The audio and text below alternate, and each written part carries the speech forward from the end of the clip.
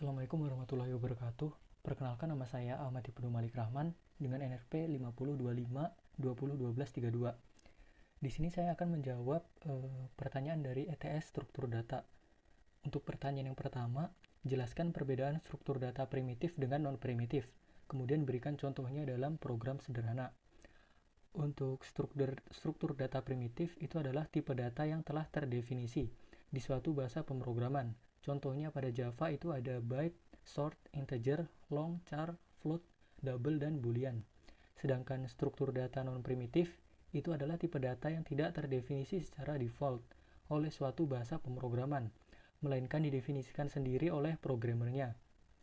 Contohnya itu ada array, list, stack, dan queue. Kemudian untuk contoh program struktur data primitif, di sini ada program sederhana yang saya buat. Yang pertama di sini ada deklarasi untuk tipe data byte, short, integer, dan long. Kemudian diisikan nilainya dan ditampilkan ke layar. Kemudian di sini ada outputnya itu sebagai berikut. Untuk variabel 1 itu 120, variabel 2 32.000, dan seterusnya. Kemudian selanjutnya untuk contoh program struktur data non-primitif. Di sini untuk contohnya saya menggunakan stack. Yang pertama di sini kita buat class stacknya. Kemudian di sini ada beberapa metode. Yang pertama itu ada push. Ini untuk memasukkan objek ke dalam stacknya. Kemudian ada pop, yaitu untuk menghapus objek yang ada pada stack. Kemudian ada pick, yaitu untuk melihat top dari stack tersebut. Kemudian count untuk menghitung jumlah objek yang ada pada stack. Kemudian clear yaitu untuk menghapus semua data pada stacknya tersebut. Kemudian di sini untuk class app, di sini yang pertama saya deklarasikan yaitu stack. Kemudian saya push, yaitu yang pertama di sini ada link ibnumalik12.blogspot.com. Kemudian saya push lagi yaitu 5025201232. Kemudian saya push lagi yaitu Ahmad Ibnu Malik Rahman. Selanjutnya di sini saya hitung jumlah data pada stack. Dan kemudian untuk outputnya di sini yaitu jumlah data pada stack adalah 3. Kemudian selanjutnya untuk data teratas pada stack kita bisa menggunakan pick, yaitu di sini adalah Ahmad Ibnu Malik Rahman. Karena pada stack itu menggunakan konsep LIFO yaitu last in first out, maka untuk data teratasnya di sini adalah Ahmad Ibnu Malik Rahman. Kemudian selanjutnya di sini saya coba untuk mengeluarkan data dengan menggunakan pop, yaitu data teratas akan dikeluarkan yaitu data Ahmad Ibnu Malik Rahman. Selanjutnya saya lakukan pop lagi. Di sini data teratasnya dikeluarkan lagi yaitu 5025201232. Kemudian kita hitung lagi jumlah datanya dengan menggunakan count, yaitu di sini tersisa 1 data. Kemudian kita print data teratasnya. Di sini kita cek data teratasnya menggunakan pick, yaitu data teratasnya itu adalah ibnumalik12.blogspot.com. Kemudian selanjutnya untuk soal yang kedua, jika diketahui notasi infix A plus B dikali C pangkat D min E per F, bagaimana bentuk notasi postfix dari notasi infix tersebut jika menggunakan operasi stack? Tuliskan dalam bentuk program dan tampilkan screenshotnya. Kemudian untuk notasi postfixnya di sini itu adalah ABCD pangkat kali plus EF per dikurang. Kemudian untuk programnya itu di sini pertama saya menggunakan saya menggunakan stack. Di sini sama seperti sebelumnya. Kemudian selanjutnya di sini untuk kelas infix to postfix, yang pertama di sini ada static in precedence. Di sini untuk menentukan tingkatan dari karakternya, yaitu misalnya plus minus, maka akan di return 0. Kemudian untuk kali, bagi, dan modulus nantinya akan di return 1. Kemudian untuk pangkat akan di return 2. Kemudian selain itu akan di return min 1. Kemudian untuk selanjutnya di sini ada static string infix to postfix. Kemudian yang pertama di sini saya buat variabel result, yaitu yang nantinya akan menyimpan hasil dari postfix yang diminta di soal. Kemudian saya deklarasikan stacknya. Selanjutnya saya menggunakan for loop. Di sini integer i sama dengan 0 selama i kurang dari expression length dan i++. Kemudian saya deklarasikan karakter c, yaitu expression char at i, yaitu indeks tertentu. Kemudian di sini saya cek if char is letter or digit, itu nanti akan di return itu nanti nilai c-nya itu nanti akan dimasukkan ke variabel result. Selanjutnya else if c itu adalah kurung buka, maka akan di stack push. Else if c itu adalah kurung tutup, maka akan di stack pop selama stacknya itu tidak kosong dan stacknya itu bukan kurung buka. Kemudian selanjutnya akan di stack pop. Selanjutnya untuk else di sini akan di stack pop selama stacknya tidak kosong dan selama precedence stack pick itu lebih besar sama dengan precedence C. Selanjutnya akan di stack push. Kemudian di sini untuk yang terakhir menggunakan while loop lagi.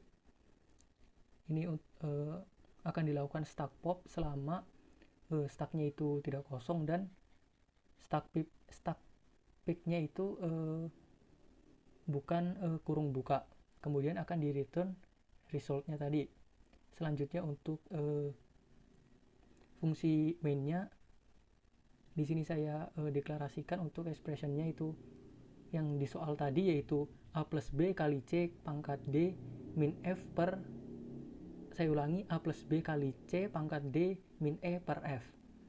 Kemudian saya println, yaitu untuk infix dan postfix-nya. Maka output-nya adalah sebagai berikut. Maka untuk postfix-nya itu abcd pangkat kali plus ef per min. Kemudian selanjutnya untuk soal yang ketiga, pada sebuah bank, setiap nasabah yang datang diminta untuk mengambil antrian. Antrian tersebut memuat urutan layanan nasabah dan jenis layanan yang dibutuhkan, apakah CS atau teller. Kemudian untuk membuat aplikasinya, struktur data apa yang tepat? Di sini menurut saya yaitu struktur data queue, karena di sini struktur data queue itu menggunakan konsep FIFO, yaitu first in first out. Dan konsep ini itu sangat sesuai dengan konsep dari antrian itu sendiri. Kemudian tuliskan dan gambarkan struktur data untuk memuat informasinya. Di sini kan nasabah yang datang ke bank harus mengambil nomor antrian terlebih dahulu. Di sini nasabah nantinya akan diminta untuk memilih jenis layanan yang dibutuhkan, apakah customer service atau teller. Kemudian nasabah akan dilayani sesuai nomor antrian yang telah diambil. Selanjutnya untuk source code-nya, yang pertama di sini saya menggunakan queue Di sini ada beberapa metode. Yang pertama itu ada enqueue, yaitu untuk memasukkan data ke queue-nya. Kemudian dequeue, yaitu untuk menghapus data pada queue. Kemudian ada boolean is full, ini untuk mengecek jika data pada queue itu penuh, maka akan di return true. Kemudian ada is empty, di sini untuk mengecek apakah datanya itu kosong. Jika datanya itu is empty ini untuk mengecek apakah queue-nya itu kosong. Jika kosong, maka akan di return true. Kemudian ada size, di sini untuk menghitung size dari queue sekarang. Kemudian selanjutnya di sini untuk kelas antrian bank. Yang pertama di sini saya deklarasikan untuk queue-nya itu sendiri. Di sini ada juga, yaitu queue CS dan juga queue teller. Kemudian di sini saya deklarasikan ada integer layanan, keperluan, nomor antrian CS dan nomor antrian teller. Kemudian saya gunakan scanner input di sini untuk membaca input dari usernya nanti, dari user atau dari nasabah. Kemudian selanjutnya di sini ada ucapan selamat datang, dan di sini langsung masuk ke menu pilih layanan. Yang pertama di sini ada tiga pilihan, yaitu customer service, teller, dan keluar. Kemudian jika layanan yang dipilih adalah 3, yaitu keluar, maka programnya akan berhenti dan akan diucapkan terima kasih. Kemudian kemudian di sini saya menggunakan switch case untuk case 1, yaitu untuk pilihannya adalah customer service, maka di sini ada beberapa pilihan untuk keperluannya. Kemudian user akan memasukkan user akan memasukkan nomor keperluannya, nomor berapa. Selanjutnya jika if keperluan lebih besar sama dengan 1 dan kurang dari sama dengan 4, maka nomor antrian CS itu akan di enqueue ke queue CS. Kemudian di sini akan di print line nomor antrian dan juga keperluannya. Selanjutnya nomor antrian CS di plus plus. If keperluan itu sama dengan 1, maka akan di print buka rekening bank. Jika itu 2, jika keperluannya sama dengan 2, maka akan di print konsultasi masalah rekening. Kemudian dan selanjutnya sesuai seperti yang ada di menu. Else if keperluannya itu 5, di mana 5 tadi itu adalah kembali ke layanan, maka akan di break dan kembali ke menu awal tadi. Else, yaitu jika yang dimasukkan user itu bukan 1 sampai 5, maka akan di print angka yang Anda masukkan salah. Kemudian untuk case 2, ini kurang lebih sama seperti case yang pertama tadi. Di sini untuk case yang kedua, yaitu jika pilihannya adalah teller, maka di sini ada beberapa menu pilihan. Kemudian user diminta untuk memilih keperluannya apa. Jika keperluannya itu lebih besar sama dengan 1 dan kurang dari sama dengan 3, maka nomor antrian teller itu akan di enqueue ke queue teller. Kemudian akan di print line nomor antrian dan juga keperluan. Selanjutnya nomor antrian teller akan di plus plus. If keperluan sama dengan 1, maka akan di print penyetoran, tabungan, dan deposito. Jika sama dengan 2, maka akan di print pencatatan tabungan dan deposito. Jika sama dengan 3, akan di print pencatatan transaksi buku tabungan. Else if keperluan sama dengan 4, maka akan di break, yaitu kembali ke layanan sebelumnya.